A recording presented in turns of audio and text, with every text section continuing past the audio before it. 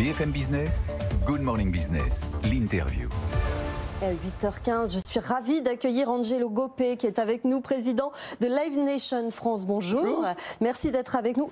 Je ne peux pas ne pas commencer par cette promotion au rang de chevalier de l'Ordre des Arts et des Lettres pour service rendu au monde de la musique. 35 ans dans la musique quand même, une passion qui est devenue un métier, Angelo Gopé.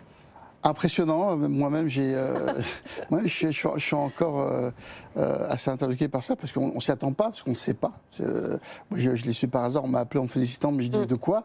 Et on m'a expliqué, puisque bien ça vient aujourd'hui récompenser toutes les années de travail et puis surtout se dire qu'on peut arriver aujourd'hui, lorsqu'on est passionné, à en faire un métier, à vivre de sa passion.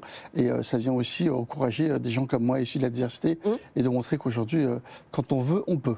C'est un parcours finalement très inspirant. La jeunesse d'aujourd'hui a certainement besoin d'entendre effectivement qu'une passion peut devenir un métier, peut devenir une carrière. Complètement, je pense que ça l'est, on a trop tendance à oublier aujourd'hui, on parle de scolarité, on parle d'académie, mais je pense que c'est un cadre qui vient accompagner une passion, et aujourd'hui lorsqu'on a une passion, lorsqu'on veut, lorsqu'on a un but dans la vie, lorsqu'on sait où on est, il ne faut jamais laisser tomber, et comme je le dis souvent, même si parfois au début c'était compliqué, on a eu des problèmes, des échecs, mais c'est dans les échecs qu'on nourrit la réussite, et c'est dans les échecs qu'on nourrit les carrières, et je pense que c'est là où on avance, et cette récompense, cette médaille, elle vient couronner un peu tout ça et expliquer aux gens qu'aujourd'hui, peu importe qui on est, peu importe d'où on vient, on peut y arriver et on peut être un jour récompensé. Il faut persévérer. Et vu les dernières années, vous avez bien fait de persévérer parce qu'effectivement, il y a les débuts qui sont parfois un peu chaotiques et puis il y a les éléments extérieurs comme cette pandémie qui mettent tout à l'arrêt. Il faut tenir malgré ça. Vous avez tenu et visiblement ça reprend bien les festivals. Comment ça se présente cette année, ce début de saison 2022 ? Très très intense, parce qu'il faut comprendre qu'on est en train de mettre 3 années en une. Les concerts déplacés de 2020 à 2021, 2021 à 2022 et les concerts de 2022. Donc on se retrouve aujourd'hui à certains jours avec 5, 7, 8, 10 concerts par jour, voire 12. Donc il faut vraiment travailler. On a travaillé pendant 2 ans avec les équipes. On a mis en place pas mal de formations pour les accompagner et pour faire de sorte que cette reprise soit la plus souple possible.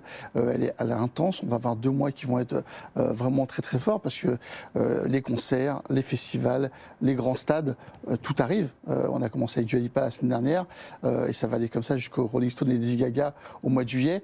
On va accueillir, je crois, entre 1 500 000 et 2 millions de personnes, nous, sur 2 mois.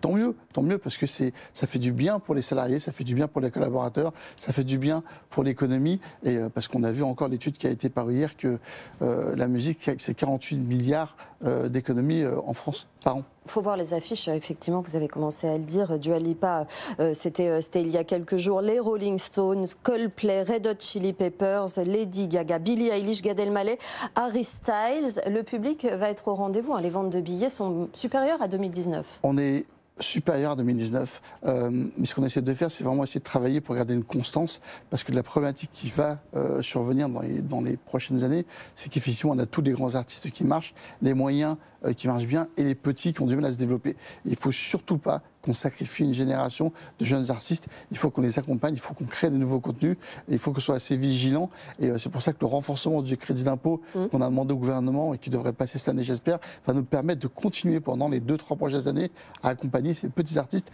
qui risquent de souffrir de ce marasme aujourd'hui de concerts qu'il va y avoir, où effectivement les gens vont aller voir Lady Gaga, les Coldplay, les Red Hot Chili Peppers, les Billie Eilish, les Harry Styles, et peut-être pas forcément les artistes en découverte. Et quand même, il faut savoir que 60% de la billetterie en France aujourd'hui sont des concerts de moins de 300. 60%. Donc il faut continuer à encourager l'émergence, encourager les petits artistes et le développement. Est-ce qu'il a fallu, pour ces concerts par exemple, monter plus le prix, le billet des places? Est-ce que le public est prêt à l'accepter?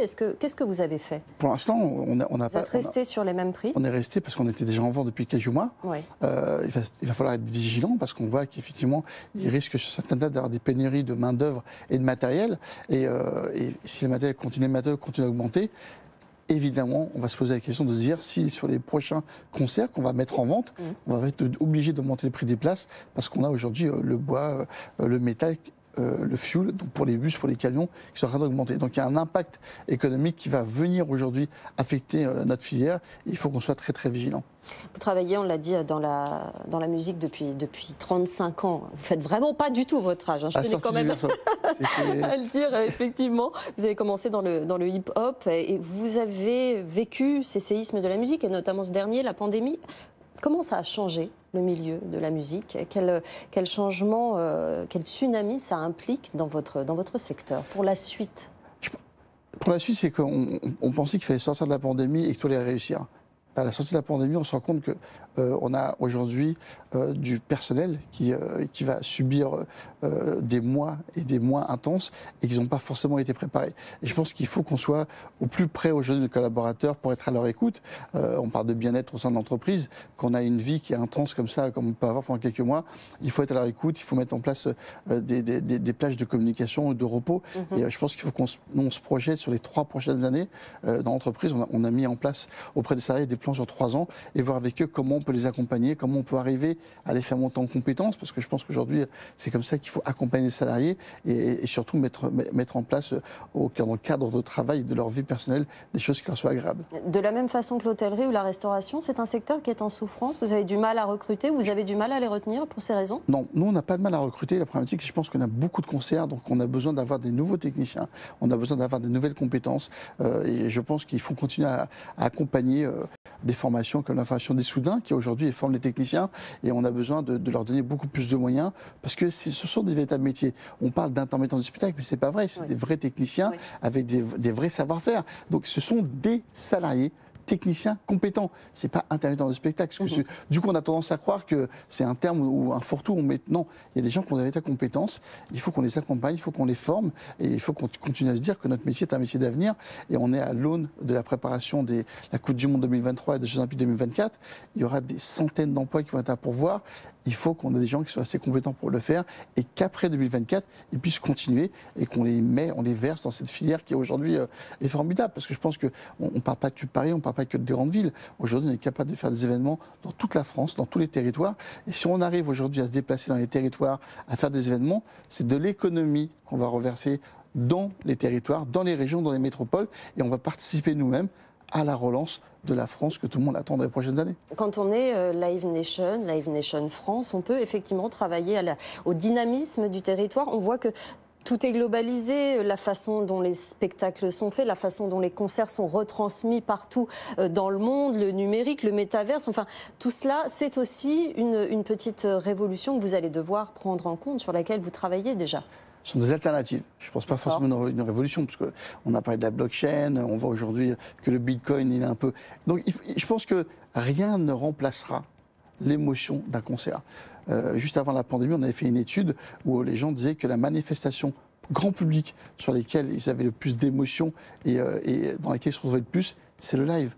Ce sont des émotions, ce sont des moments, c'est une chanson qui nous ramène toujours à une époque de notre vie ou un sentiment. Et cette émotion-là est beaucoup plus forte que tout. Donc on a cette base-là, qui est une véritable base humaine. Et après, effectivement, on va développer de la technologie qui va être une alternative qui peut être possible si jamais demain des concerts sont complets, qu'on va les mettre sur la métaverse, qu'on va accompagner les gens sur de la NFT. Donc il y a pas mal de choses. On s'en est servi pendant la pandémie, puisqu'on a pu voir que les premiers mois, les gens étaient forcément sur les réseaux, ce qui était bien. Mais je pense que rien ne remplacera aujourd'hui le live, la scène et les gens sur les scènes, les jeunes artistes. Donc il y a beaucoup d'alternatives, tant mieux, ça nous permet de développer beaucoup plus d'artistes et de compétences, mais il faut surtout savoir qu'on va recentrer le débat sur ce qui est le live et le cœur de notre métier qui est la scène. Et l'humain, le concert doit rester humain en fait. On est humain avant tout, donc c'est important de se garder. L'émotion est humaine et c'est irremplaçable. Une industrie comme la vôtre ne peut pas ne pas être green à son tour, prendre ce virage de la transition écologique qui est si importante aujourd'hui dans notre pays. Ça se matérialise comment dans votre secteur? Des engagements qui ont été pris, de se dire que, par exemple, nous, sur les festivals et sur les concerts, on essaie d'ici la fin 2023, de ne de plus d'avoir de plastique à usage unique, d'avoir vraiment du tri et de se dire que peut-être à 2030 de réduire vraiment tout ce qui est consommation électrique, d'avoir de l'énergie renouvelable et de penser nos événements différemment. Donc nous on a sur Lollapalooza un endroit qui s'appelle La Planète, qui est une activation avec une trentaine d'associations pour parler de quel va être le monde de demain. Parce qu'on se rend compte aujourd'hui que les jeunes sont les plus militants et beaucoup plus qu'avant. Donc il faut, les jeunes qui viennent en plus à vos concerts sont ceux qui demandent le plus. Donc on doit se servir de nos événements comme des plateformes de discussion, de collaboration, d'idées et de mise en place pour le futur des choses qui vont être importantes pour notre avenir et l'avenir de nos enfants. Donc on les fait participer, il y a beaucoup d'actions qui viennent et qui leur expliquent aujourd'hui dans quoi ils peuvent s'engager pour pouvoir aider notre planète, notre pays. Et je pense que c'est vraiment important parce que cette plateforme de communication qu'on peut avoir, elle doit servir, elle doit nous servir, elle doit leur servir à eux d'avoir un monde meilleur demain. Les artistes font partie de ce mouvement, je pense à Coldplay dont on parlait tout à l'heure, très engagé dans la forêt amazonienne. Ça fait partie aussi ils doivent jouer un rôle.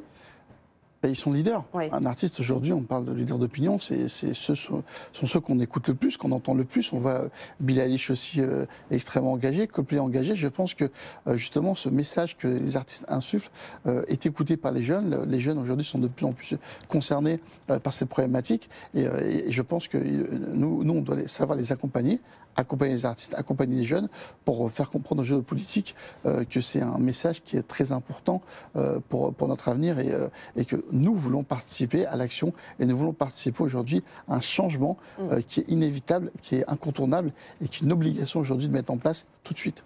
Vous ne faites pas que de la tournée de spectacle, hein, vous l'avez dit, vous produisez les artistes, quelle que soit leur taille, vous les valorisez. Qu'est-ce que vous apportez en tant que marque avec Live Nation à ces artistes ? De la visibilité, de la compétence, du savoir-faire et surtout à notre niveau en France, c'est une idéologie. Tout ce qu'on vient de dire. Aujourd'hui, quand on est artiste, on porte un message. Il faut savoir porter le bon message. Donc on discute avec eux sur ce qu'ils doivent faire, sur le prix des places, sur le discours qu'on doit avoir. Par exemple, nous, je reviens dessus, mais la Lollapalooza, on n'a pas de parking, on n'a pas de voiture, on a mis en place des navettes, et c'est dans le prix du billet. Donc c'est expliquer aux gens pourquoi on fait les choses, dans quelle démarche nous sommes. Et quand un artiste monte sur scène, il y a vraiment ce pouvoir d'attraction et les messages qu'il diffuse sont extrêmement importants. Donc Gad reprend par exemple mardi pour une dernière semaine au Palais des Sports et il est dans cet état d'esprit. Thomas Nijol, il est à De Gez en ce moment, pareil. On a la femme, père de Belgique. Donc je pense que notre rôle à nous, au niveau des artistes, c'est de les accompagner dans n'importe quelle démarche qu'ils puissent avoir, qu'elle soit sociale, qu'elle soit environnementale ou que soit économique, parce qu'on est aujourd'hui facilitateur pour eux. Merci beaucoup, Angelo Gopé, d'être venu ce matin dans Good Morning Business, président de Live Nation France. Merci. Merci.